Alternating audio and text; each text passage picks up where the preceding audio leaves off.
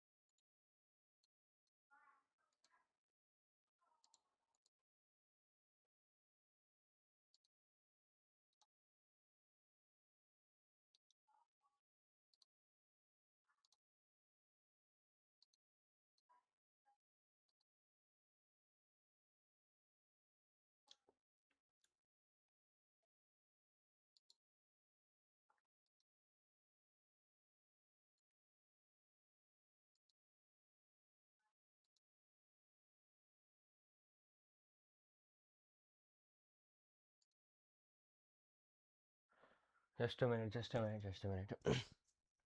Just a minute. Let me check.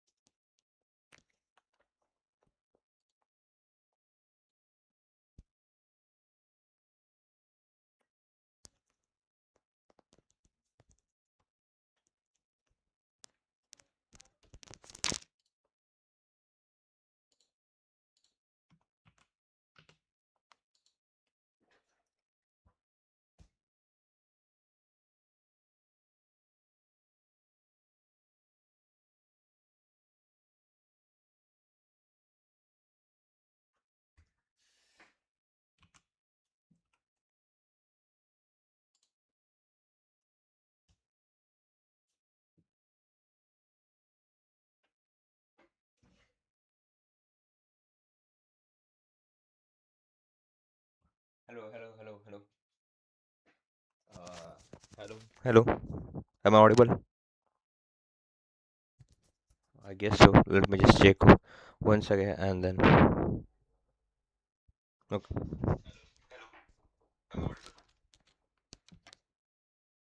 I guess. Let me just check once again and then.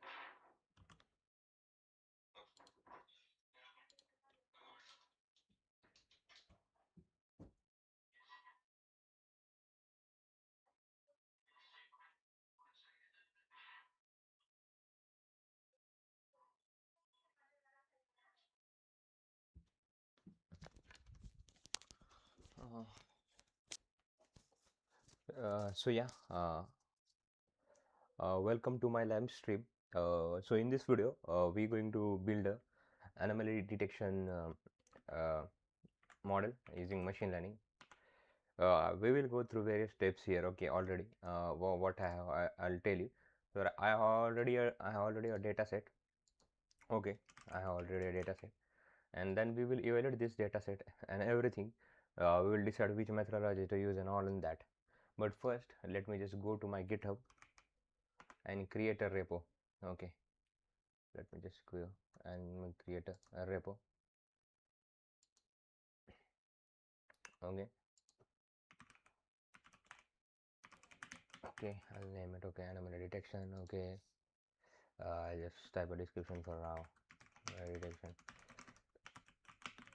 machine learning is going to be public. Okay, whatever. Okay, create a repository.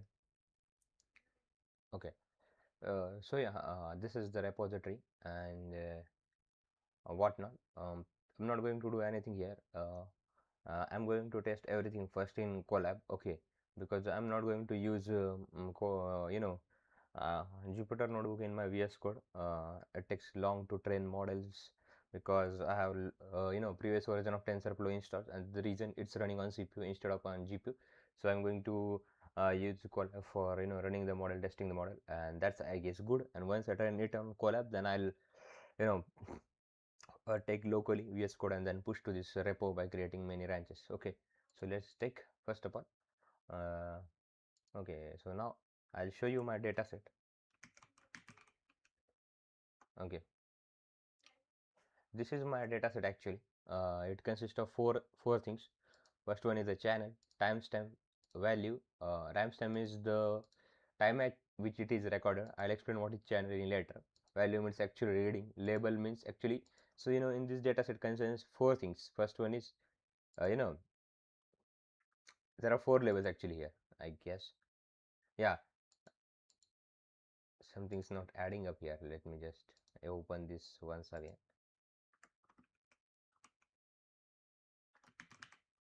Okay, I'll just open this again. Okay, now we are good. Don't convert. Okay. Yeah, first let me convert this table into sorry, this CSV file into table actually. Okay, so that I can show you.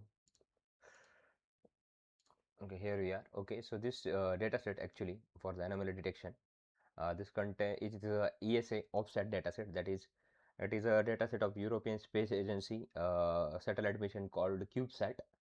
See, I'll just tell you one more thing. Okay, let's go to back to the basic. So if you are going to build an anomaly detection model, which is easy, I'm not saying this is my major project, so I have to add extra details to it, such as live streaming of data. I'm simulating data live, not actually taking the data. So there are certain things you need to aware of, such as getting anomaly data. Okay, data is hard actually. Okay, because not every uh, space agencies publish it, as they don't publish anything related to it. Okay, then what our project here is building an anomaly detection and then finding which channel or which subsystem or which component has an anomaly, and then passing that thing plus error to a large language model so that it can be explained what is wrong. So our model, our project is divided into step. First of all, base, that is our model, right? This is our model. Okay, so it will detect anomaly. Okay, detect anomaly. This is the thing, it will happen. Okay, it will detect anomaly. Then there is actually what it did. This anomaly, once it's detected, anomaly, I'm really sorry, anomaly plus the component in which it is detected. Okay, uh, and plus its value. Okay, it will be passed, I guess it will be passed to the LLM. Okay, the anomaly detected, the component, its value, it's passed to the LLM. Okay, it's passed to the LLM. Then LLM gives you, explains you the answer, or explains the anomaly, explain the anomaly and possible solutions. Okay, so that's what our project is. Okay, so what we're going to do is we are simulating the data lively, means we are not actually taking live data. We have already a data set. We're going to build a program so that we can simulate the data in the live manner. Okay, we want to create a dashboard like thing, and where we will actually simulate the data lively, explain its anomaly in a live manner, and once the anomaly is detected, we'll pass that anomaly to the LLM, large language model. We'll possibly use of course our RAG will use, okay, RAG for some to add a knowledge related to satellite, and that's it. So that's our project is, this is our major project. Okay, but now we are going to go back to the base. Okay, the model. Now the many anomaly detection dataset don't have a detailed data. It doesn't have it doesn't have which anomaly has been detected in which components. Means the data set is very vague. See, as you can see it, we have a channel, but it doesn't tell us which component it has. But after surfing everything, we were able to map these components to actual values. Okay, like I'll explain you here components and mapping. I'll just explain. Yeah, mapping config, I guess, mapping config.py. Yeah, this is the mapping config.py. Let me explain it. Yeah, you can just see this. This sensor name is magnetometer X.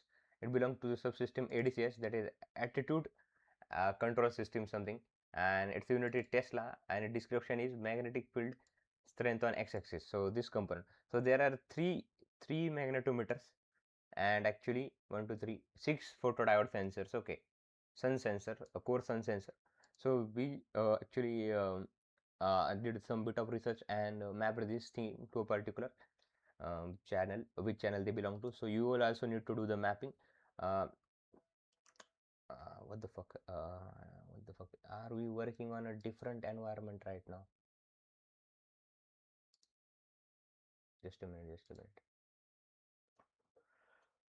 Let me delete any other environment. To be honest, I don't want that. I really don't want that. Yeah, we are I don't want that. I don't want that. I hope you were able to see that in the live video. Let me, let me check actually. Let me check. Let me check. Or else you would live video. Let me, let me check actually, that we can simulate. Okay, you were able to see that in the live video. Okay, never mind. So now, as I can see, this is the mapping of subsystem. Now I'll open the dataset. So this is the, as I was told, this is the European Space Agency CubeSat mission dataset, which consists channel, actually the component which you need to map. We did research and mapped which component belong to which things, such as 3 magnetometer, 3 magnetometer, 6 photodiode, and this timestamp at which is recorded its value, and it's already a labeled dataset. It contains anomaly label dataset, its sampling frequency, and it tells us that whether you should, which subsection are training, which subsection are for testing. Like if you just see, this means, this means you shouldn't take this for training. This dataset is for this particular values are for testing, and one means these are for training. You have to train and then you have to test on the unseen dataset. Okay, so it's basically 70-30 split. Sampling means frequency. Anomaly is basically tells just it is whether an anomaly or not. Okay, sampling means frequency. The same goes for here. So it's pretty simple dataset, but the hard part here is mapping this channel to component, then finding the anomalies in them, then passing the value of anomaly and that channel to LLM, and actually getting an explainable insight. Okay, and what we have to put in the dashboard, that's what the challenging part is. We were really trying to get a data set which had actual components, like it comes from temperature sensor, etc. But anomaly dataset is not given publicly by any space agencies, or that's how it is. That's actually how it goes, because they don't publish it, and this is actually the one published, and this is actually the one that is trained for machine learning. Now, as you know, this is a label dataset, so using unsupervised learning algorithms or deep learning based algorithm will be, I guess, waste of the time here, because there is no point in using that. However, how we try, it's labeled for a reason, so we are going to use a supervised learning uh, algorithms here. Okay, so I'll just open a paper. I'll tell you. Okay, okay, just a minute. Yeah, so this is the actually the research paper of this dataset. Okay, you can see uh, this algorithm, everything about this dataset explained in this paper. Okay, the offset benchmark for detecting anomalies in satellite telemetry. Well, I really forgot to mention you that what is satellite telemetry. Actually, this is the satellite telemetry data, that anomaly detection in satellite telemetry. Not how, I really forgot to mention what anomaly are we detecting.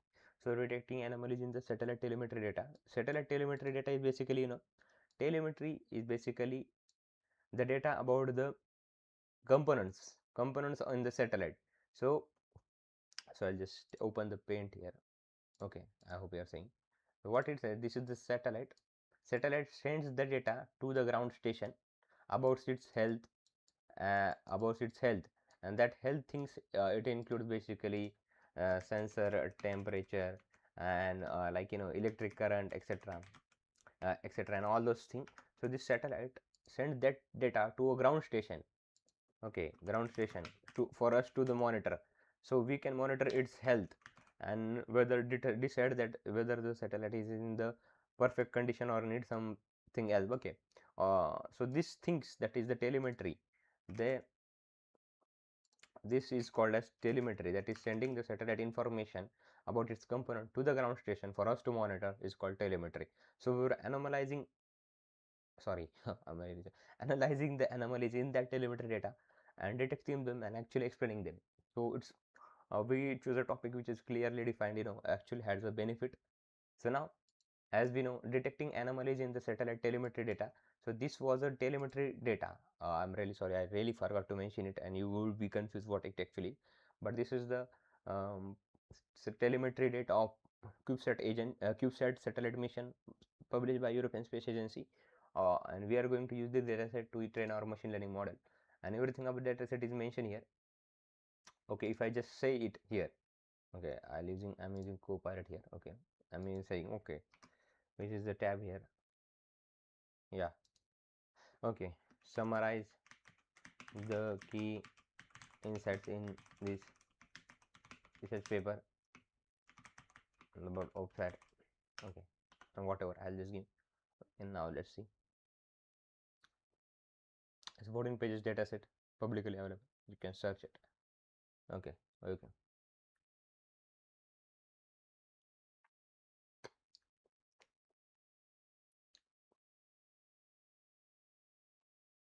Okay, as you can see, first large scale annotated dataset of real satellite telemetry anomalies from ESS OPSAT CubeSat mission. As I told, it's from CubeSat mission published by ESA European Space Agency. It contains 223 telemetry fragments across 9 channels, magnetometer and photodiode. I'm really sorry. There were 3 magnetometers and 6 photodiode. About 20% of the data is anomalous, reflecting real operation like gaps. Annotation process curated collaboratively by ESA spacecraft. Okay, actually it means it is already a labeled dataset. It's a high, and it is done by ML expert or a spacecraft engineer from the European Space Agency. Now it features 18 handcrafted statistical and signal derivative features, mean variance, skewness. So actually this dataset comes along with two, okay, dataset dot csv, I guess. Yeah, it comes with two things. Okay, this is also convert. See, I'm really sorry. What now? See, there is a folder and you will get two CSV files. First one is the segment.csv or actual machine learning dataset, and there is dataset.csv. For evaluation, it contains evaluation metrics such as its mean, variance, standard deviation of an anomalies, okay, and the channel it recorded in, okay. So it is actually used for testing, but I actually don't know what is its used. Maybe later I'll understand what it is. So yeah, so basically that's it. So that's not the important part here. You can see that. Now results and insights, that's the most important part. I'll go to the result and insight here. I'll just later show this. As you can view here, come back here. As you can view this is the supervised algorithm. As it is a labeled dataset, we are going to use supervised learning algorithm, and they'll provide the maximum accuracy, and that's actually given. So here, this is a very supervised algorithm. This research paper tested on, and these are unsupervised algorithm. So now I'll just show you the benchmark. FCNN, that is fully connected. What is that FCNN? I guess it's fully connected. What was that FCNN again? I'm really. What is that FCNN? Okay, fully connected. It's not a convolutional neural network. Okay, it's not a convolutional neural. FCNN is not a convolutional network. Fully connected something. What? Okay, fully connected neural network. It is not that, I guess. Yeah, okay, fully connected neural network. Deep learning architecture. Okay, I'm really sorry. I guess this is. Let me just actually do that. I don't think it's fully. I'll pass the paper to it.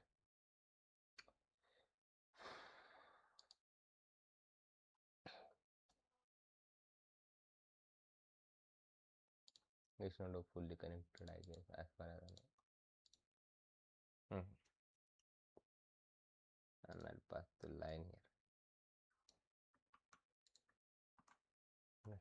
If I am not, it's not a it's supervised learning, actually supervised learning algorithm.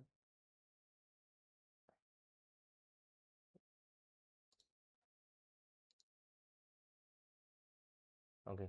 Now, okay, yeah, it's a fully connected neural network, and one of the supervised anomaly detection model tested. And the architecture are there. It's we're going to study its architecture and everything later. Okay, and how do we do? So you can just see that it's a fully connected neural network. Its accuracy is area under curve is 97%. Okay, this accuracy is 97%. F1 score is 94. Precision in it. And now you can see that this is the algorithm that actually performs highly on this data set. And then there are XG board. You know, what is this ADA boost? Okay, linear plus L2 regularization. I don't know what are this algorithm acronym for. But you can just see this. Then there are some of the unsupervised algorithm, K nearest neighbor.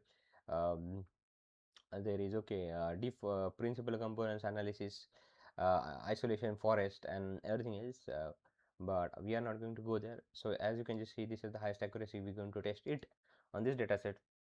So let's get started, right? Okay, first uh, we will just see what they did here, what this paper was about. Okay, I'll just read this. um,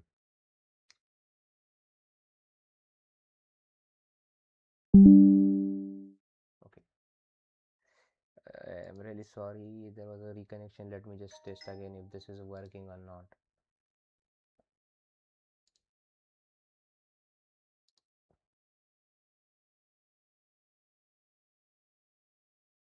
This is working or not. Okay, we are live. Okay, we are live. Okay, never mind. Let's go back to our work. And now, yeah, why are we fucking with two tabs at a time? What the fuck, man? Why are we making it a load? Okay, never mind. Right, we will just work with a one tab here. Already a lot of things here. I'll delete the unnecessary things here. Okay. Now I'll open the Gemini and study this paper in detail thoroughly, and how do we want to build a model. Okay. Okay. I'll upload my file here. Upload the research paper as well. This, of course, and the dataset as well. Um,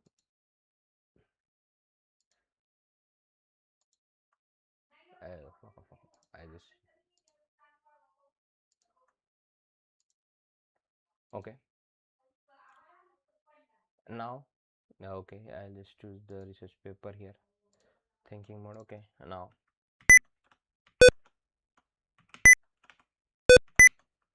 oh, what the fuck, man! I want to build a. I just slow an anomaly detection model. Model, but I have used above data set and provided you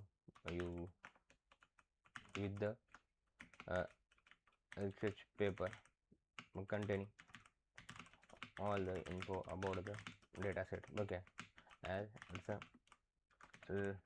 as it's a labeled data set, we are going for going to use supervised learning. Okay, and out of it, as you can, I'm really sorry. Oh my god, my light just went. Okay, my light just went. It's back, it's back, it's back, it's back. Okay, I hope the screen is visible. Okay, something happened, I guess. I hope the live stream is not interrupted. Let me check once again. Sorry for the delay, guys. Sorry for the delay. Let me check once again. Sorry for the delay, guys. Okay, good. It's working. Okay. And out of it, as you can see FCNN perform the best. How can I how how can I implement it to detect anomalies? Okay, anomalies. Okay, step by step. Okay, I'm just going to pass this. I hope it doesn't hallucinate. I'm not going to use ChatGPT ever again. It's one of the shittiest model I've came across, and the reason I'm saying this is, it is really means it just agrees whatever the person says. Okay, you can believe, yes, yes, we can do this and this, even if it's not possible, it just agrees with you, and at the end, when it fucks up, it just tells you, I'm really sorry. Let's retry everything again. So that's the reason why I have not such experience with Gemini. I hope we not in the future. That's the reason I have switched to it. And this ChatGPT model is very fucking, I don't know, hate it. I just hate it because it's just basic, just so basic, and it will always be basic. Okay. Now, as you can see, this it's researching the paper. Uh, what our actually aim is actually, we want to actually study the architecture of FCRN first. Then we want to first, I guess, we want to study the data set. I'm just wrapping this, ending all tasks from this window. Yeah. Okay, then we have to I have to study this actually, and what segment I should take, how do I define. Okay, and then actually I will once again I will just see which methodology should I go with. Okay, so as you can see, based on the research paper and the product, implementing the fully connected for Anomaly involves several key steps from data preparation to model evaluation. I doubt that there will be a data preparation step for here because it's already an ML ready data set, and so there are no missing values, anything. That's when I was found B2 bit of modeling for this task, achieving the high score across metrics like F1 and F2. Here's the stable data preparation. The paper code is structure to handle. Instead of using the raw answer, you should use the pre-calculated feature provided in the dataset. Load the dataset. Okay, it's telling me to use, you should use the pre-calculated feature provided in the dataset.csv file. Load the input dataset. The dataset content in column. Use it. Training as a segment is good. Uses the anomaly column as a variable feature selection. For the universal data, you should use the 1800 feature extracting each segment. This feature have a mean variance segment. Okay, data before feeding to the, we should normalize it. Okay, build the base performance. Okay, so basically, okay, and then we'll use okay, it's good, but then what's the use of the segment this CSV? But what is the .csv here? Isn't it the actual dataset we are building the model on?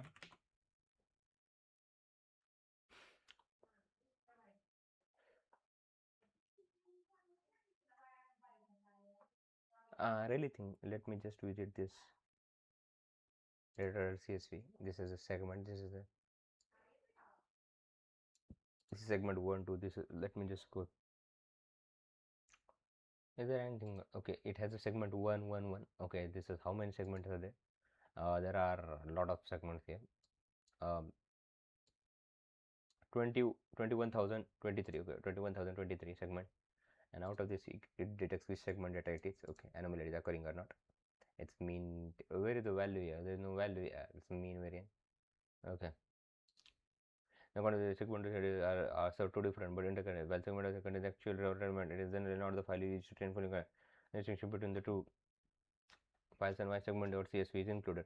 Let me just see if dataset.csv contains if the anomaly or not. Yeah, it contains it.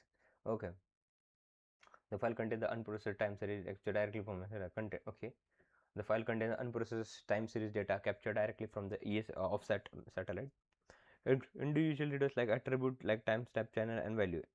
As the paper explains, this source might have varying length and sampling frequency. Standard machine learning like were a fixed number of consistent vector size. They cannot natively handle one segment with 100 points and another that is fixed. Because this file is provided, so researcher can visualize the signal when we inspect the anomalies or develop their own deep learning model like LSTM. What they are specifically designed to process. The AI ready benchmark data. Okay, so it's telling me to use the dataset.csv instead of the segment.csv. This is the file is to generate the baseline results, and the one should use it. and contain the 18 handcrafted. Okay, mean number every single telemetry segment regardless of its origin introduces this 18 on this greater concern. This is primary file for why include segment? The other person to ensure the benchmark transformation. It allows you to include to say exactly how a feature or summary use data set because now there is one more question that I want to ask here. As you can see that the dataset.csv doesn't have anything related to value. It doesn't have a column of value. So how it will detect anomalies, right? As the dataset.csv doesn't have any value column, how will it detect anomalies? On what basis?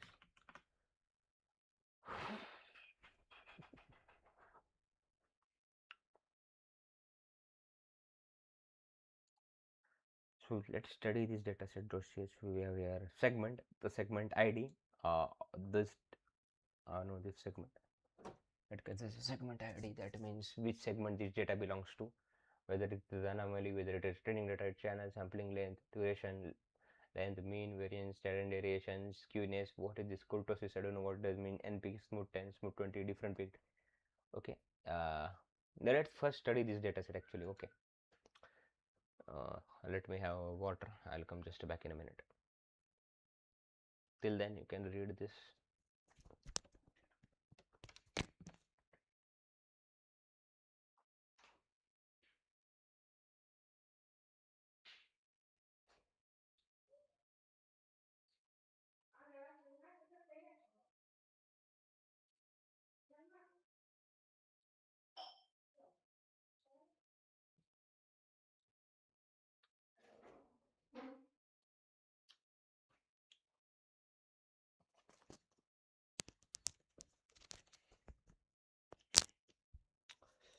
Okay, I am back. So, the reason dataset.csv doesn't have a value column is that it represents the data in the feature-based format rather than the raw signal format. While a segment.csv track individual data points, dataset.csv summarizes the entire time window segment into statistical fingerprint. Statistical base, instead of looking at a single element, the model looks at the overall behavior. Mean and variance, skewness is the okay. Actually, what is skewness and the kurtosis is the distribution of values within that window, lopsided or peaky in a way that suggests a sensor glitch. Okay. Standard deviation, how much does the value fluctuate around the average? Geometric basis shape, anomalies often involve. Okay, so these are the statistical things, that is mean variance, skewness, and kurtosis. If I'm not wrong, if I'm not spelling it wrong, then we have its standard deviation. Um, okay. Hmm. Hmm. Geometric basis, that is the shape. Anomalies often involve sudden spike or flatlining that are hard to catch with a single value. The model NPEG, a count of how many times the signal spike within that segment. Too many or too few compared to the normal operation can trigger detection. Okay. Too many or too few compared to what is the date 2023. Okay. This look at the changes in the signal's rate or change. Different diff peaks and diff to peak. This look at the changes in signal rate of change, catching unnatural movement in the satellite component. Operational basis. Some of the anomalies are defined by what is missing or how long a process takes. Cap squared. This capture the presence of data gaps or missing readouts, which are common indicator of system reboot or failure. Duration. This measures the length of a telemetry fragment. Identify if systems in certain state for unusually long or a short time. When you train your SSN, it isn't learning the value x is bad. Instead, it is learning a complex relation between these 18 variables. Okay, actually, or it might learn that if the variation is high and the number of number is low and there are data gaps, then it is there in the anomaly. The array format turns and difficult time series problem to standard classification problem. Okay, now I'll just give one or two liner explanation of each or feature in dataset.csv.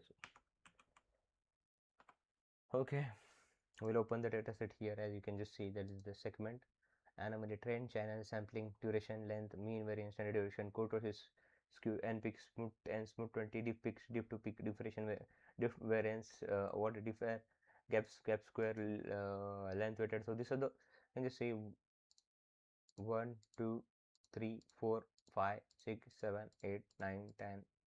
Am I a retard or what? Now 18, the count is 18. Now we'll actually need to learn how this telemetry data set we're going to use it to build a model. Which feature are we going to choose? It's the hectic process actually. Building the model is just fine tuning the parameters, but that's not what we're going to do. We're going to first actually extract feature extraction. As a workload, I understand why behind each is crucial. The segment, the unique identification number assigned to each specific telemetry segment. Okay, anomaly. The ground truth level where 1 represents anomaly, even 0 represents nominal. That's the normal. Training, an indicator used for data splitting where 1 mark data set is segment training and 0 for the okay. China, the name of the specific telemetry data coming from sampling the frequency at which the telemetry was registered, measured in second. Basic statistic, raw signals, the mean, the arithmetic average of all the signals value recorded within the telemetry segment, where the variance of the signal values measuring how much the data points spread from the mean. The standard deviation of the signal values could resist a statistical manner that identify if the data is heavy tail or the light tail compared to the normal distribution. A measure of asymmetry of the signal's value distribution around its mean. Asymmetric measure of asymmetry, okay, around the mean, okay. Duration, the total time span of the telemetry signal measured in seconds. Length, the total number of individual telemetry points contained within the signal, okay. The content of the signal peak that have prominence of at least 10% related to the signal height. Gap square, the square number of missing data points, okay. Length, the length of the segment divided by sampling frequency, okay. Value duration, the signal variance divided by segment duration capturing normal volatility over time. Value length, the signal variance divided by the number of telemetry point capturing. Oh, what the fuck, this is actually a lot of complicated things here. Now smooth render, the number of peaks identified after applying a smoothing filter. The number of peaks identified after applying a smoothing filter with 20 point step is first 10 point step. The number of peaks found in the first derivative is the number of peaks found in the second derivation of signal. The variance calculated the value of the single, the variance calculated value. Okay, man, this is actually a lot of things going on here actually.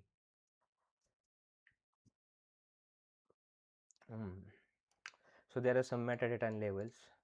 Then there are some statistic, geometric and temporal features, smoother and derivative features. All together they contribute. So we have something. All we need is from the basic statistic to this smoother and derivative feature, which are a total of 18 features. Okay, and we are going to use this to train a model. Good shit, man, good shit. Now I'll explain my idea to him. I want to not only detect anomaly but also map its channel to live simulate the data. But I also need to first build the model. I need to build the model, then I need to live simulate it. I'll just work around that little bit, I guess. So what should my approach now? So right now, what my project is, I want to detect the anomalies. Of course, that's my first priority. Then explain it using LLM. Okay, but that's very vague here. Detect anomaly. Explain it using LLM. Okay, that's how it is going to be. But now we in the detecting anomalies, explain it using LLM. I want to detect anomaly, simulating. I will also simulate the anomaly live in the live format. Anomaly format. Okay. And detect and explain it using the LLM as it occurs. Okay. That is at the end. I want to create a dashboard and include KPIs, key performance indicators. Oh, okay. Now to explain the anomaly, I need to map that subsystem channel, the channel ID to its specific substance system. Man, okay, fuck. Now I guess not. Let's focus on actually building the model. Let's focus on it. Firstly, how will we approach this? I'm actually worried about the later part here. Actually, about these things. If I build the model, but it will just tell me that okay.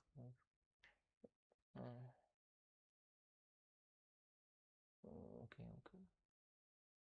Hmm. I'm just worried that this third point here, explain it using NLM. If I build the model, sure, whether this mapping, that subsystem mapping which I'm getting here, this one, this channel mapping, I need to do it differently once building model. Again, I need to, edit this model to map that. I'm worried about that, but let's not worry about that here now. How I should map this channel to its subsystem and then explain it in the live format, that's later, worry about it in the later. So actually now I will build the model. Building the model. Okay, now let's see how we're gonna do that. Okay, so what my approach here will be, first one, I have a data set here and I have 18 features in the data set, which are useful here as per the Gemini. That is the mean, median, and standard deviation, okay, whatnot, and peaks and whatnot, etc, etc. And now I have to do the feature extraction, or actually I have to do the normalization if it's first or all the or the data preprocessing first, then I have to do the feature extraction, and then I have to use it in the model and FCNN. This is the later part. Actually, FCNN is the later part. Actually, now we need to study the dataset actually here, and that's what the one thing here is, that we need to study the dataset and actually normalize the data. So yeah, let's go, I guess. Let me open the Colab. Okay, now let's start. How should we build the model step by step here, right from scratch? Okay, we'll ask. See, as far as my personal opinion is, there is nothing bad in the using AI tools, but I'm very against vibe coding. That shit is basically useless, uh, and I'm telling you the same as well. So if anyone is in the first year, second year, third year, I'm in the final year currently, you use vibe coding your project, consider you're fucked. If you start vibe coding right from the start, and once you go to face the interview, then that's where the impact will be. Then you will regret the every inch of it. You did everything without understanding anything and just vibe coded the project in the agentic mode autonomously, and yeah, it's not, it seems like it's a boon, but actually it's a curse. You should just assist it, you should just take help from it, check the code yourself what it's doing, and then work around it, then again explain it using LLM. That's how you should do. If you're taking the code directly from LLM and running it and working it, okay, that's not how it's going. It should be mutual version. Now let's start with here. Now building the fully connected neural network for this data science structure pipeline that transforms the handcrafted feature into the binary classification. As you can see here, uh, uh, yeah, okay, there is a section called data processing and data splitting. Actually, I was worried here because if it just directly goes into model building, which is not an ethical step, this is actually the last step. Building the model is the last step. Working around with the data, that is preprocessing the data, normalizing it, cleaning it, is the first step. So nevertheless, I'll read it. Anyways, building the SNN for the infrastructure pipeline that transforms the handcuff feature into binary classification based on the experiment setup in the research paper. Here is step 1. Start by loading data set, which contain 18 classification. Library you will need to know. You will need pandas for handling, cycle from processing, and test pandas for building the neural net, of course. This is insert the column feature or feature. Okay. Since you're building a universal detector, you need to prepare the data to read by the neural net feature. Select the 8 numeric as your input. Then we call it as your target. Okay, why? Okay, so we are selecting the feature X here. 18 features. What we are doing here, we are selecting the feature selected. Columns that are identified and should be excluded from the actual training inputs. Okay, they should not be included. And splitting them, selecting 8 numerical feature, applying standard scaling to 0 mean and unit variance to features. This is a critical for FCN, and because features like gap squared have much larger range than mean. Okay, that is the standardization here. Zero mean unit variance with standard deviation should be 1, I guess. Okay, and then we have FCN and architecture. Okay, and then we have some thresholding, that is the, we'll have of course use an what do you call it, activation function, which will decide which is an anomaly, and for that out each activation function has its own threshold and value and range. Okay, then we will evaluate it. This is the step-by-step process. Okay, I'll go with the Word document. I'll create a Word document actually. I'll first of all see if there is already a Word document in my major project folder. uh,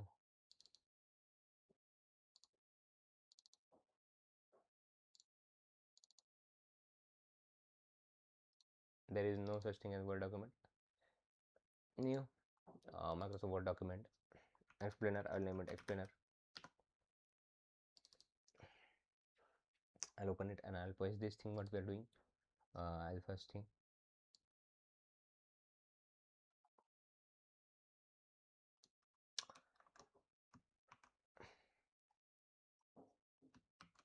Okay, so we may change this in the future. I'm just testing it. Okay, first by first. Okay, data preparation, everything we need to know. Setup and all the things. Okay, so I guess we know we need 18 features, and we'll use that as an input and as output. Okay, but let's start first with doing that.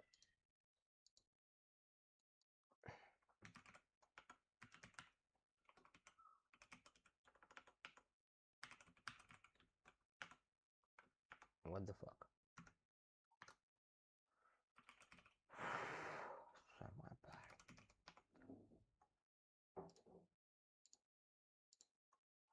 bad. Let's wait here.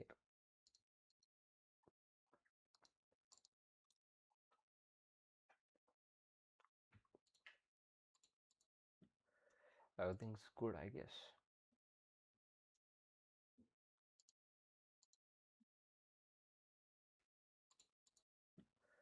Everything's good, I guess.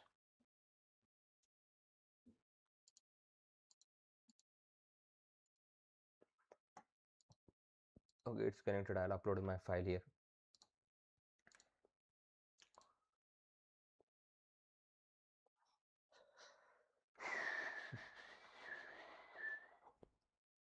It's uploaded. Now let's go back over to the libraries we need. Okay, import pandas and only panda scikit-learn. Okay, okay, let's get.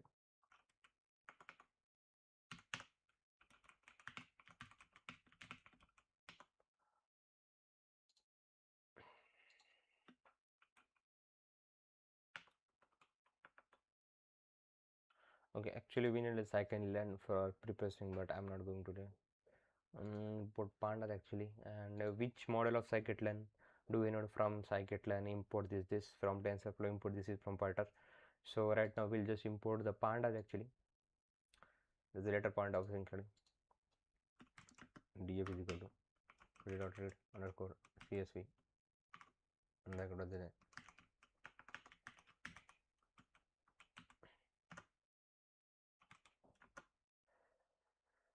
okay, everything is loaded here. Am I sorry? I don't know what to do. So much columns here. Okay, we have here our everything is there. Dev dot.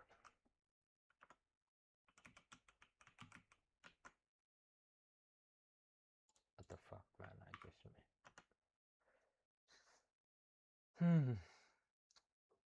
the segment column contains count of 200, 120. Everything has a count of, I guess, the same count. And the mean being okay, the mean of mean as well. Okay, and I will just say dev dot.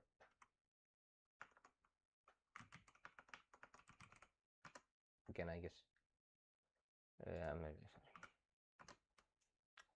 Yeah, so we have now here this 22 columns here, and out of this we only need from, I guess, mean to these things. Okay, mean, variance, standard deviation. We don't need duration and length, I guess, if I'm not wrong. Yeah, we need from mean anyway. Let me just be once again show. Yeah, we need from mean. Okay, so then this is there are how many, there are, everything is similar, so there are no null values. That's the one thing we don't need to worry about, and everything has its own data type. So that's the one thing we need not to worry about. Then let's see its shape. And for the last time I will just say a wrong function, and I knew it should be this, and that's the reason. Okay, so 2123 rows and 23 features as a column, that's the shape of it. So far so good. Explore the dataset here. All the columns are loaded, everything is there. If I'm not there, I'll just do if null or some. Again, function attribute sum is not callable.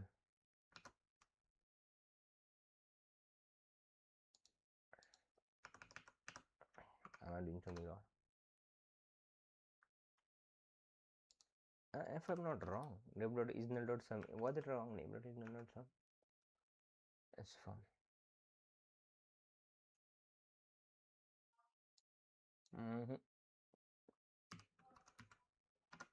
There, yeah.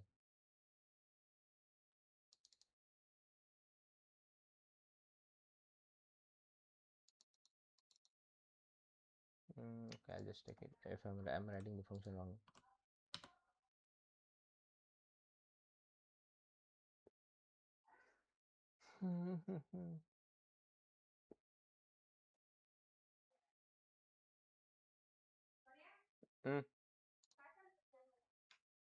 काय पण कर, एक minute थांब.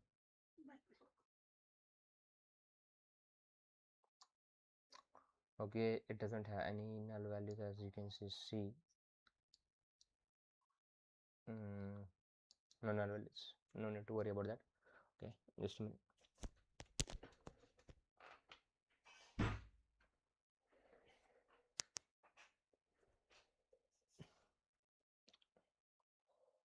So, okay, let's start, I guess.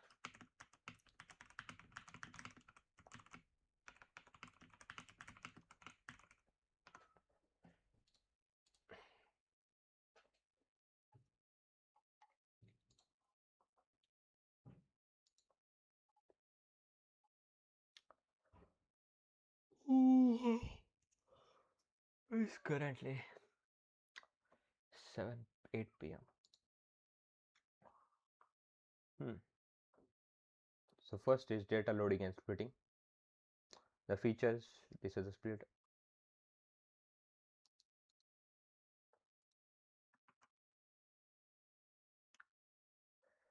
Okay, this is not a good practice at first. You have to import out the library at the top, so I'm not going to do this thing. Let's change it if it's wrong.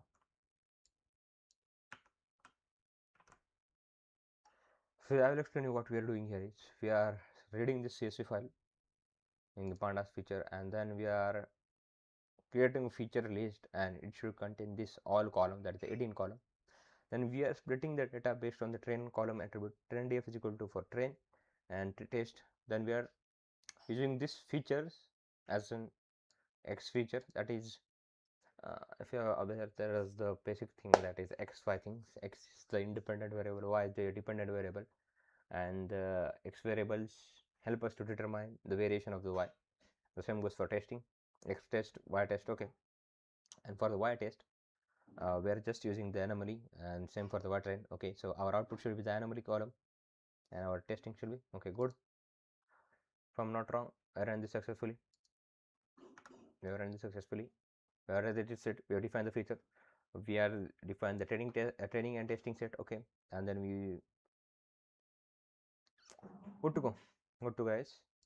But I guess we are missing the normalization here. Okay, feature scaling. Yeah, that's what I mean. Now, many of you, if you don't understand this feature scaling, what does feature scaling mean? So basically, feature scaling, I'll just explain you. Suppose feature scaling is the process of bringing every data pointer into a same scale, so that large values do not outperform the small ones, or small values don't get neglected. So that's the value of that's the thing of this feature scaling. We want to bring every data point into the same scale. Suppose if a single point is 3000 and another on the range of 200, 150 and 120, etc, etc. So what would we either do normalization or scaling? Okay, scaling means the process of having zero mean and unit variance. Okay, and normalization. What was normalization again? Scaling means zero mean, unit variance. What's normalization? Let me just see. Now I'll open ChatGPT on the tab. Normalization. Normalization is also, I guess, yeah. Okay. Normalization means, I guess, encoding categorical variables. Yeah. Like, converting category feature into numerical one. I guess using one hot encoding or label encoding. Okay. But still, I'll just say it. Okay. Huh. Yeah. Okay. Okay. That was the normalization. Okay. That was, I was wrong, I guess. Min-max normalization. Uh, Z-score normalization, standardization, decimal scaling. That was another part. There is also part of data proportion, that is encoding categorical variable.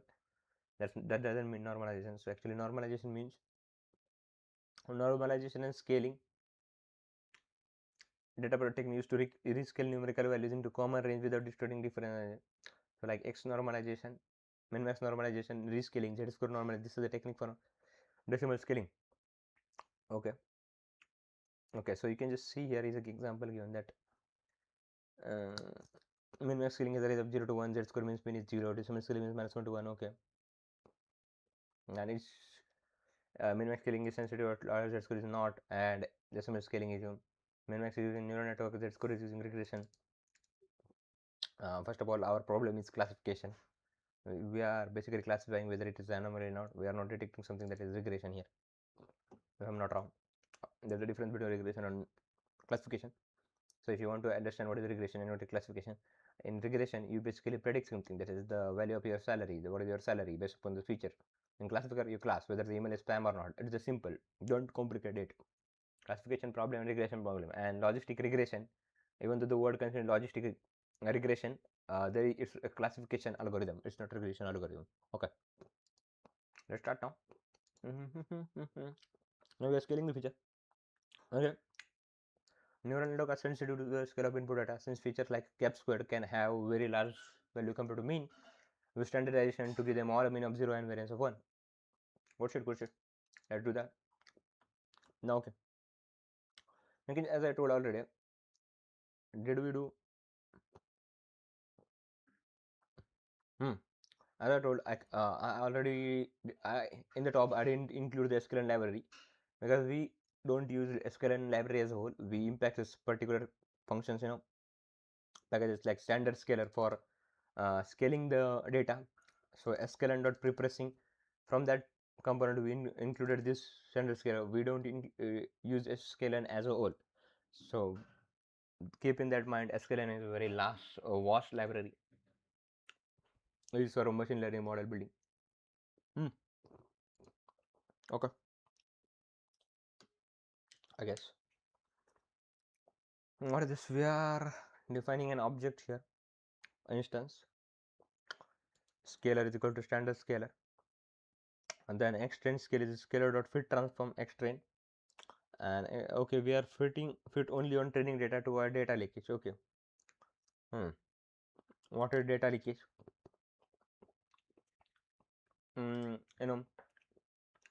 far as I know, as far as I study, data leakage means your values get leaked into the testing data, and so that now your machine learning model is aware of your testing data as well, so it can't make good prediction on the evaluation metrics. So basically data leakage means your now testing data is seen by the machine learning model. If you have the basic understanding, that testing data should not be seen by the machine learning model. It's just an unseen data set for the ML. But in the data leakage process, okay, we are just using the standard scalar, but I just to copy this. I don't want to actually learn what does inner implementation mean here. What is happening internally here, right?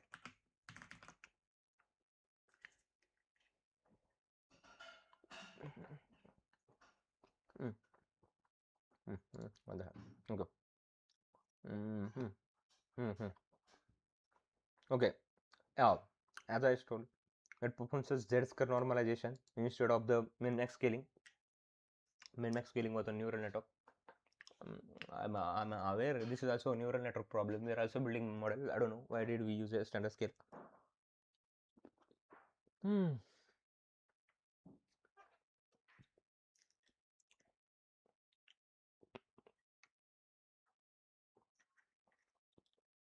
Hmm. The performing Z-square normalization, and the formula of it is x scaled is equal to x, that is the actual data point, minus mu, that is the mean of feature, and standard deviation of the feature, divided by, after scaling, mean becomes equivalent to 0, scaling equivalent to 1 almost. You create an object, nothing happens, it just creates an empty. This does two step initially. Fit extend, the scalar calculates the statistic column y for each column. Okay, for each column it computes mean, it computes standard deviation, and then this value is stored inside the object scalar dot mean, scalar dot scale. It stores something like scalar dot mean is equal to something like this. Then transform the training data set into the Z-score normalization, and then why only fit on data? Important concept, data leakage. Okay, so now we will study of the data leakage here. Why are we only fitting on the data and trading data and not on the testing data? If you do a scalar dot fit, you will allow test data information to influence trading statistic.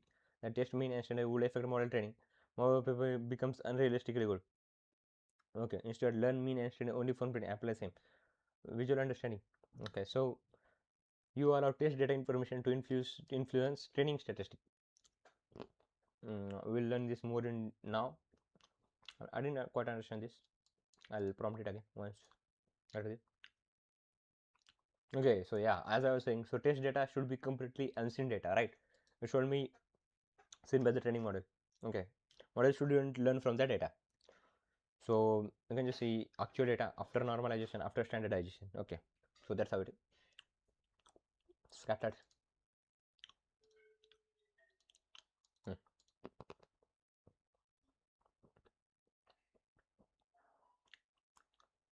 Hmm. Okay. Computes mean and standard deviation. Applies x minus. Okay. Let me go back to code. Fit, transform, and transform. A fit, what does fit transform does is it fits, computes mean and standard deviation and applies it. And transform uses training mean and standard deviation.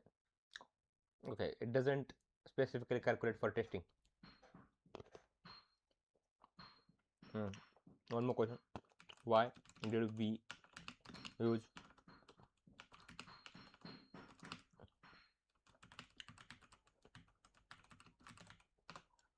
uh,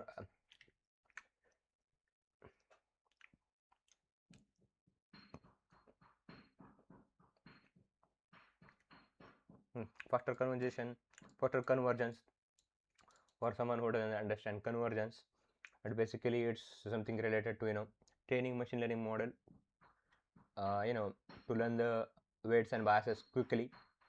That's what it actually means. That stable gradient updates. That's what it means. It's a process of back propagation. Basically, initially you just update the weights of the model until they are good enough, optimal. So this faster convergence basically means that it helps to get there quick.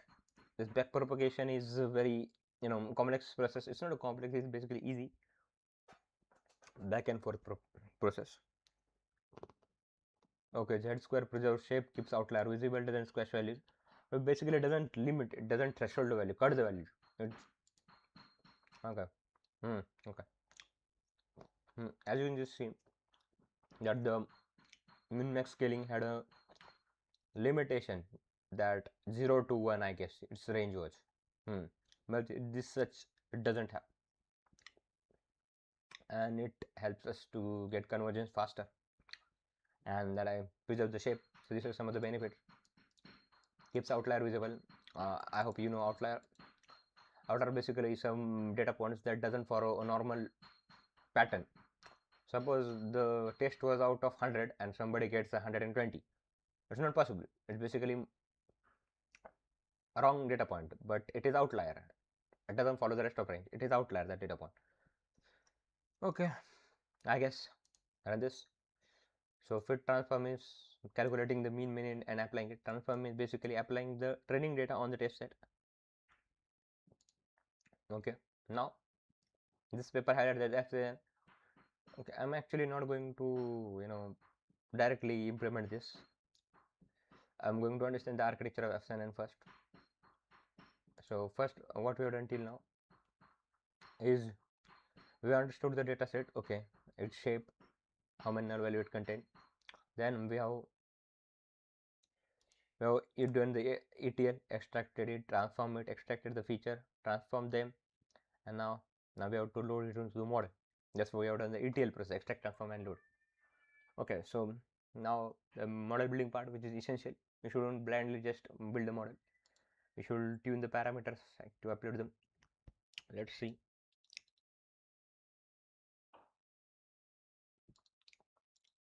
Explain me in detail the architecture of of epsilon, that is corrected.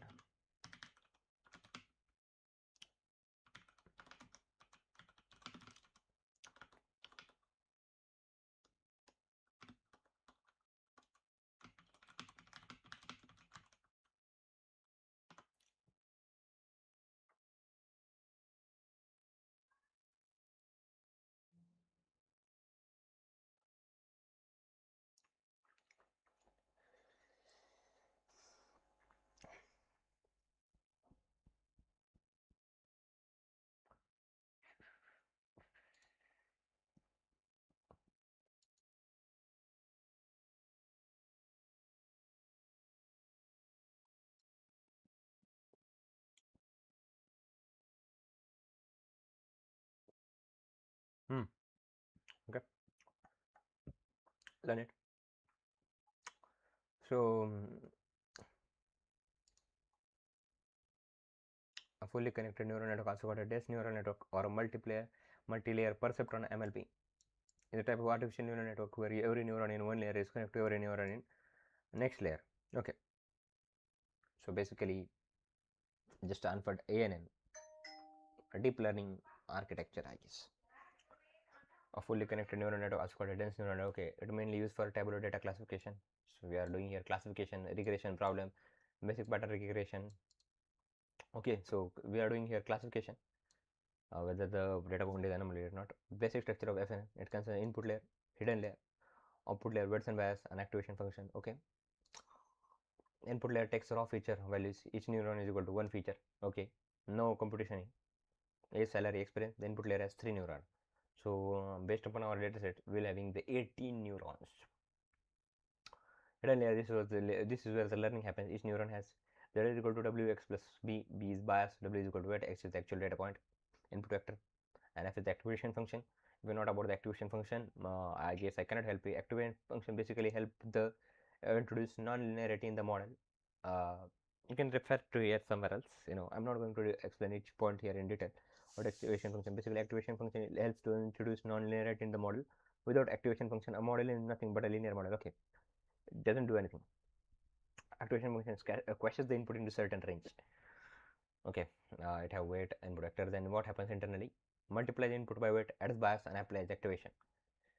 Can you depend on the problem type? If you are using binary classification, we use the activation. There are various type of activation functions: the sigmoid, softmax, tannage, relu, leaky relu, each for a different point. Sigmoid basically squashes the output between 0 to 1. Softmax is basically used for multi-class classification. Basically, it output the logit score such as 0.8, 0.4, 0.3 as far as I know. And sigmoid just says 0 or 1. Okay. Okay, I guess, yeah. Binary classification. Okay. Input layer has 3 neurons, input layer 4, output layer has 1 neuron. Okay, internal connectivity fully connected. Fully connected, each neuron connects to all its input. Each connection has learnable weight. So this connections have weights. Okay, this neuron has 1, 2, 3, 4 weights, and there are 3 neurons. So there are 3 parameters. There are 4 hidden layers and output layer 3 hidden layers. Each neuron has a bias parameter. 3 neuron, 4 neuron in the ReLU. Then this is the activation function. Okay, input enter the word. Okay, layer 1. Okay, input 5 feature, hidden layer 1, 1 is restricted and ReLU. I'm not wrong here. Let me just see. Back propagation. I already told you backpropagation is basically a learning process where it's a process for updating weights and biases to get the optimal values, and it does it until it reaches good weights or how much time we want, And there is also parameter called learning rate, basically depends the step parameter. Actually, how higher learning rate basically takes larger step, lower learning rate which take a smaller rate, smaller steps, I guess. Yeah, if I'm not wrong, you can learn about this in this is the important topic, graded descent. The whole idea of the gradient descent is basically again finding the optimal parameters and defining the learning rate so that the model convergence helps to converge faster. Okay. Now there are types of, again, gradient descent, batch, stochastic, and whatnot. We're not going to depth here. The main idea here is to understand the architecture which I'm looking for. So input 5 feature hidden layer 1 is to 16 neuron, and why is that? Because there are 4 hidden layer. Neuron layer is to layer 1 is 16 neuron, it and output is equal to 1 neuron. Okay. So you can just see if the hidden layer has 16 neuron and our hidden layer 2 has 8 neuron, output is only 1. So input layer total parameter 1 into 16 plus 16, and 16 into 8. What the fuck, plus 8? Okay, so it does it 5 into 16 plus 16, 16 into 8 plus 8, then 8 into 1 plus 8, so 9. So 96, 36. So the total 241. Why called fully connected? Every neuron in layer L connect to every other than L plane. No fast connection, no feature extraction like SCNN. Too many parameters, overfitting risks, not for image computational expensive, tabular data, structured data, multiple parameter size, simple classification integration. Now let's go. Import TensorFlow HDF. So we are using TensorFlow here, although at the industry standard many of the people are using PyTorch. No, there is no need to complicate it. Well, you can use PyTorch as well, and you can use TensorFlow as well, but PyTorch is all the large language model architecture are basically centered around PyTorch. So TensorFlow is long gone now. It's still there, but yeah, PyTorch heavily dominated. I guess TensorFlow is from Meta, that is Facebook, and PyTorch is of Google, if I'm not wrong. Both for deep learning, machine learning. Input TensorFlow, input keras, input layers and model. This layer basically means here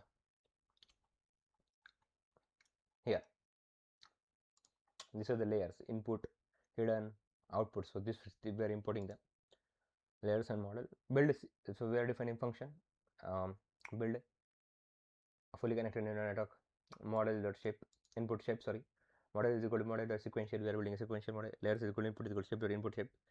Dense layer, batch normalization, dropout. Hidden layer 2. So we are defining two hidden layer, 64 neurons, 32 neurons, and then output 1 sigma 1 dropout. If you are not aware with dropout is basically turning off particular set of neurons so that they don't overfit. And batch normalization is, scaling process. Everything has a same shape, I guess, same shape. And activation is ReLU. ReLU basically, what does ReLU does is, I'll just show you here. ReLU basically has a range of 0 to x, whatever it is, max of 0 to z. Okay, 0 to z, if I'm not wrong. Yeah. So for internally, for hidden layer, we are using LeRoy as an activation function, and for output sigma binary classification. And then we are using dense layer, output layer dense, activation is sigma,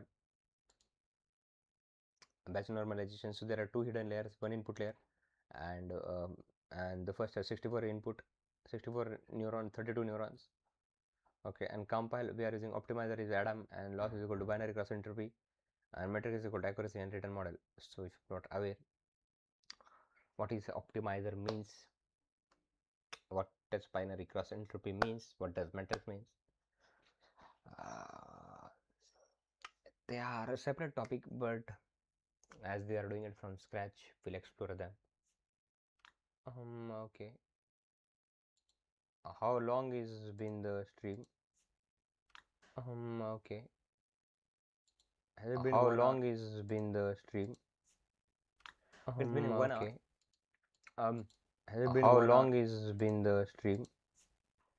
It's been in 1 hour. So it's been in 1 hour, guys. So Now in the next stream, we already know that this is FCNN. We'll actually learn this architecture, that what does each layer mean, what is batch normalization, what is dense layer, what is dropout mean, what is activation mean. We'll learn everything, and then we'll go to the building the model, fitting the model, okay, and calculating its accuracy. That is okay. So this is, I'm keeping this. So for the first live, we have just basically um, done easy extraction, transformation, and load of the dataset. So again, the model part, building the model, is in the second, where we will learn about this architecture in detail. First, I'll understand it and then help you build it in the law. What does is the optimizer mean? Loss is means, and what does metrics mean? Basically, evaluation metrics, which help us to tell the accuracy. Then binary loss, it helps to calculate the difference between the predicted minus actual, sorry, actual minus predicted. Then there is the optimizer. There are various optimizers. What does optimizer mean? I'll help. So let's stop for now, and we'll be back in the second second stream. Thanks. Bye bye.